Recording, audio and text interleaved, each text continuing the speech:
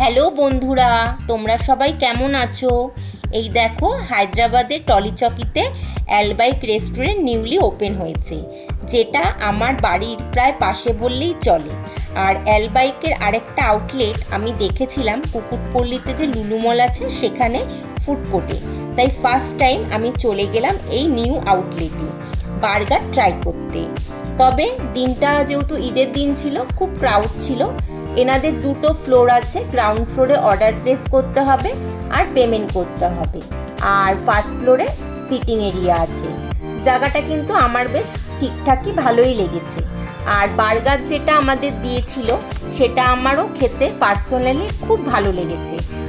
আমার মতো তোমরা আর কে কে আছো বার্গার খেতে ভালোবাসো, আর অ্যালবাইকের যারা বার্গার এখনও ট্রাই করোনি, সবাইকে বলবো একবার কিন্তু অবশ্যই এনাদের বার্গারটা ট্রাই করে দেখতে পারো, সবার খুব ভালো লাগবে। টাটা।